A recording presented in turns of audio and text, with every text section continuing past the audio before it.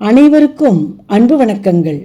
கீதையில் பகவான் கிருஷ்ணர் பரித்ராணாய சாதுனாம் விநாசாய சதுஷ்கிருதாம் தர்ம சம்ஸ்தாபனார்த்தாய சம்பவாமி யுகே யுகே என்று சொல்கிறார். எப்பொழுதெல்லாம் தர்மம் அழிகிறதோ, அதர்மம் மேலோங்குகிறதோ, அப்போதெல்லாம் நல்லவர்களை காக்கவும் தீயவர்களை அழித்து தர்மத்தை நிலைநாட்டவும் நான் மீண்டும் மீண்டும் பிறப்பெடுக்கிறேன் என்ற பொருள்படும் இந்த வாக்கிற்கு ஏற்ப திருமாலின் 9 அவதாரங்களும் அமைந்தன. இதற்கெல்லாம் முன்பாகவே திருமால் எடுத்த அவதாரம் ஸ்ரீ ஹயக்ரீவ அவதாரம். குதிரை முகம் கொண்ட மது கைடவன் என்னும் அசுரர்களுக்கு தாங்கள் படைக்கும் தொழிலை மேற்கொள்ள வேண்டும் என்ற ஆசை ஏற்பட்டது. இதன் காரணமாக படைக்கும் கடவுளான பிரம்மாவிடம் இருந்து வேதங்களை திருடிச் சென்று பாதாள உலகத்தில் மறைத்து வைத்தனர். இதனால் உலகில் படைக்கும் தொழில் முற்றிலுமாக முடங்கியது. இதன் காரணமாக கவலையடைந்த பிரம்மா பெருமாளிடம் முறையிட்டார். இந்த அரக்கர்கள் குதிரை முகம் கொண்டவர்கள். பெருமாளும் குதிரைமுக அரக்கர்களுடன் போரிடுவதற்காக குதிரை முகத்துடன் ஒரு திவ்ய வடிவெடுத்தார். ஆகாயமும் பாதாளமும் அவருடைய காதுகளாகவும், கண்களை பறிக்கும் ஒளியுடன் கூடிய சூரிய ரேகைகள் பிடரிமயிர்களாகவும், பூமி நெற்றியாகவும், கங்கையும் சரஸ்வதியும் அழகிய புருவங்களாகவும், சந்திரனும் சூரியனும் 2 கண்களாகவும், சந்தியாதேவதை மூக்காகவும், பித்ரு தேவதைகள் பற்களாகவும், கோலோகம் பிரம்மலோகம் 2 உதடுகளாகவும், காலராத்திரி கழுத்தாகவும் வடிவெடுத்து பாதாள உலகம் சென்று அசுரர்களை வதம் செய்து வேதங்களை மீட்டு வந்தார் திருமால். குதிரை முகமும் மனித உடலும் கொண்ட இந்த ரூபத்தையே ஹயக்ரீவ ரூபம் என்கிறோம். ஹயம் என்றால் குதிரை, கிரீவம் என்றால் கழுத்து. உடம்பில் கழுத்து வரை குதிரை உருவம் கொண்ட தெய்வம் ஹயக்ரீவர். அசுரர்களை வதம் செய்த பிறகும் ஹயக்ரீவரின் உக்ரம் தணியவில்லை. இதனால் அவரின் உக்ரத்தை தணிப்பதற்காக லக்ஷ்மி தேவி அவரது மடியில் சென்று அமர்ந்தார். உடனடியாக கோபம் தணிந்து சாந்தமாக தோன்றிய இந்த வடிவத்தை லக்ஷ்மி ஹயக்ரீவ வடிவமாக வணங்குகிறோம். அசுரர்கள் எடுத்துச் சென்றதால் தங்களின் புனிதத்தன்மை போய்விட்டதாக வேதங்கள் வருந்தியதால் தனது மூச்சுக்காற்றால் அவற்றை புனிதமாக்கினார் ஹயக்ரீவர். வேதங்களை மீட்டு அவற்றின் களங்கத்தை போக்கியதால் அவர் ஞானத்தின் வடிவமாகவும், லக்ஷ்மியுடன் காட்சி தருவதால் அவர் செல்வத்திற்கு அதிபதியாகவும் விளங்குகிறார். இந்த ஹயக்ரீவரே சரஸ்வதி தேவிக்கு ஞானத்தை போதித்ததாகவும், கல்வி உள்ளிட்ட கலைகளை அருளும் ஆற்றலை வழங்கியதாகவும் சொல்லப்படுகிறது.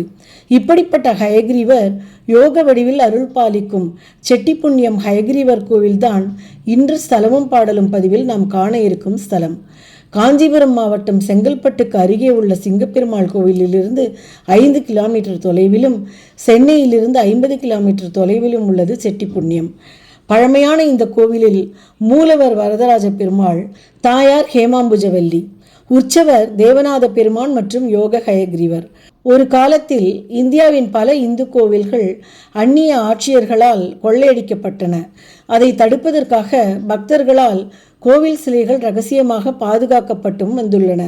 இந்த பின்னணியில் தமிழ்நாட்டின் கடலூர் மாவட்டத்தில் உள்ள திருவந்திபுரம் என்ற இடத்திலும் பக்தர்களால் ரகசியமாக வழிபடப்பட்ட தேவநாத பெருமான் மற்றும் ஹயக்ரீவர் சிலைகளை முகலாய ஆட்சியாளர்களால் அழிக்கப்படாமல் காப்பாற்றுவதற்காக 1848ஆம் ஆண்டு அப்போதைய திவான் ஸ்ரீ ரங்காச்சாரி ரகசியமாக செட்டிப்புண்ணியத்திற்கு மாற்றினார்.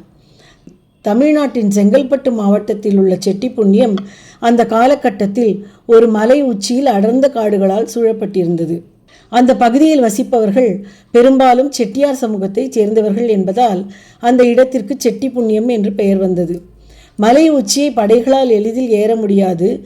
மேலும் சிலைகள் வழிபடும் ரகசிய இடத்தை அடைய யாராவது விரும்பினால் அவர்கள் ஆபத்தான குறுகிய பாதைகள் வழியாக நடந்து செல்ல வேண்டும். அவை அந்த இடத்தை காக்கும் நம்பகமான பக்தர்களின் கண்காணிப்பில் இருந்தன.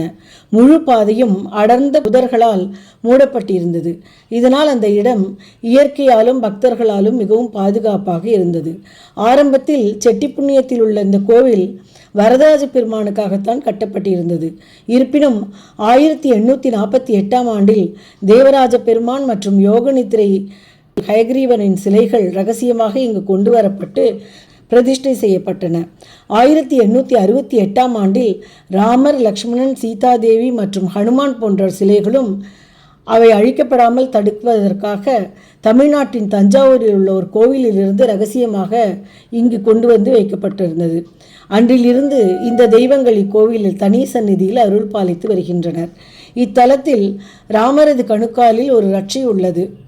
தாடகாவதத்தின் போது ராமருக்கு திருஷ்டிப்படாமல் இருக்க விஸ்வாமித்திரர் இந்த ரட்சையை கட்டினாராம். இங்குள்ள குதிரை முகம் கொண்ட ஹயகிரீவமூர்த்தி 4 கைகளுடன் சங்கு சக்கரதாரியாக யோக நிலையில் பக்தர்களுக்கு அருள் பாலிக்கிறார். தாயார் ஹேமாம்புஜ நாயகி தனிக்கோவில் நாச்சியார். ஆண்டாள் ஆழ்வார்கள் சன்னதிகளும் உள்ளன. அனைத்து ஆலயங்களிலும் ஹயகிரீவர் மடியில் லக்ஷ்மி தேவி அமர்ந்துள்ள காட்சியே இருக்கும். ஆனால் அதற்கு மாறாக இங்கு ஹயகிரீவர் யோக நிலையில் அபயமுத்திரை காட்டியபடி உள்ளார். ஸ்ரீ வேதாந்த தேசிகர் அவரை புகழ்ந்து 32 பாடல்களுடன் பிரபலமான ஸ்ரீ ஹயகிரீவர் ஸ்தோத்திரத்தை இயற்றினார். உயர்ந்த ஞான நிலையை அடைய யோக ஹயகிரீவரை பிரார்த்தனை செய்கிறார்கள். குத்தனூர் சரஸ்வதி தேவியின் கோவிலில் மாணவர்கள் தேர்வுகளில் வெற்றி பெற தங்கள் தனிப்பட்ட பேனா மற்றும் பென்சில்களை வைக்கிறார்கள். அதே போன்று ஹயகிரீவர் சரஸ்வதி தேவியின் குருவாக கருதப்பட்டதால் அவரது ஆசிகளை பெற செட்டிப்புண்ணியம் கோவிலிலும் புதன்கிழமைகளிலும் ஒவ்வொரு மாதமும் வரும் திருவோண நட்சத்திரத்தன்றும் ஏலக்காய் மாலை அணிவித்தும் தேன் படைத்தும் புத்தகம் பேனா போன்ற கல்வி தொடர்பான கருவிகளை வைத்து ஹயகிரீவரை வழிபட கல்வியில் பின்தங்கிய மாணவர்களின் தோஷம் விலகி கல்வி மற்றும் ஞானம் பெருகும். ஹயகிரீவருக்கு படைத்த அல்லது அபிஷேகம் செய்த தேனை குழந்தைகளுக்கு கொடுத்து ஹயகிரீவர் மந்திரத்தை தொடர்ந்து பாராயணம் செய்ய சொன்னால் குழந்தைகளுக்கு கல்வியில் ஏற்பட்டுள்ள மந்தத்தன்மை நீங்கும், கல்வியில் முன்னேற்றம் கிடைக்கும், ஞாபக சக்தி கூடும். ஹயகிரீவரின் பாதத்தில் தாம் எடுத்து செல்லும் பேனா மற்றும் பென்சிலை வைத்து வணங்கிய பின் அதை எடுத்து செல்கின்றனர். கல்விக்காக வேண்டுபவர்கள் மட்டுமின்றி இசை, நடனம் போன்ற கலைகளிலும் சிறந்து விளங்குவதற்கும் தமது தொழிலில் தடைகள் அகலவும் இங்குள்ள ஹயகிரீவரை வந்து வழிபடுகிறார்கள்.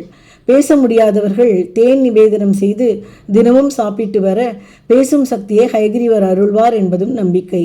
இந்த கோவில் திருமண தடை, தொழில் தடை போன்றவற்றிற்கும் பரிகார ஸ்தலமாய் விளங்குகிறது. இங்கு ஸ்தல விருட்சமாக உள்ளது அழிஞ்சல் மரம். இந்த மரத்தில் நூல் வேண்டுதல்கள் எழுதிய காகிதங்களை கட்டி படிப்பிற்கும் குழந்தை பேற்றிற்கும் வேண்டிக் கொள்கிறார்கள். ஞானானந்தமயம் தேவம் நிர்மல ஸ்படிகாக்கிருதிம் ஆதாரம் சர்வ வித்யானாம் ஹயகிரீவம் உபாஸ்மகே. இந்த ஹயகிரீவர் ஸ்தோத்திரம் மிகவும் சக்தி வாய்ந்த ஸ்தோத்திரம்.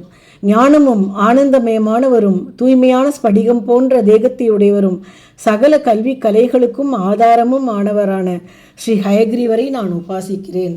மகாவிஷ்ணுவின் அவதாரமான மகிமை மிக்க பகவான் ஹயகிரீவரை தியானிப்போம், மேன்மையான ஞானத்தை பெறுவோம். எட்டி நின்று பார்த்தாலும் பெரும் புண்ணியம் தரும் செட்டி புண்ணியம் ஸ்ரீ ஹயகிரீவர் சந்நிதானம். எட்டி நின்று பார்த்தாலும் பெரும் புண்ணியம் தரும் செட்டி புண்ணியம் ஸ்ரீ ஹயகிரீவர் சந்நிதானம். யோக நிலை கொண்ட திருக்கோலம் கண்டு ஆடும் மனமும் நிலையாகும். யோக நிலை கொண்ட திருக்கோலம் கண்டு ஆடும் மனமும் நிலையாகும். எட்டி நின்று பார்த்தாலும் பெரும் புண்ணியம் தரும் செட்டி புண்ணியம் செட்டி புண்ணியம். ஞானம் அது போற்றும் ஞானத்தின் ஊற்று அவருக்கு ஏலக்காய் மாலை சாற்று. ஞானம் அது போற்றும் ஞானத்தின் ஊற்று அவருக்கு ஏலக்காய் மாலை சாற்று. வேதங்கள் மீட்க வந்த நாரணன் அவதாரம். வேதங்கள் மீட்க வந்த நாரணன் அவதாரம். பாதங்கள் தொழுவோர்க்கு பூரண நலமாகும். பாதங்கள் தொழுவோர்க்கு பூரண நலமாகும். எட்டி நின்று பார்த்தாலும் பெரும் புண்ணியம் தரும் செட்டி புண்ணியம் செட்டி புண்ணியம். தேர்வு எழுதும் மாணவர் பணிந்து தேவனின் பாதத்தில் எழுதுகோல் வைத்து தேர்வு எழுதும் மாணவர் பணிந்து, தேவனின் பாதத்தில் எழுதுகோல் வைத்து சுற்றியே வலம் வந்து பக்தியாய் வேண்டினாள், சுற்றியே வலம் வந்து பக்தியாய் வேண்டினாள். வெற்றிகள் கைகூடும், வேண்டுதல் நிறைவேறும், வெற்றிகள் கைகூடும், வேண்டுதல் நிறைவேறும். எட்டி நின்று பார்த்தாலும் பெரும் புண்ணியம் தரும் செட்டி புண்ணியம். ஸ்ரீ ஹயக்ரீவர் சந்நிதானம் யோக நிலை கொண்ட திருக்கோலம் கண்டு ஆடும் மனமும் நிலையாகும். எட்டி நின்று பார்த்தாலும் பெரும் புண்ணியம் தரும் செட்டி புண்ணியம், செட்டி புண்ணியம்.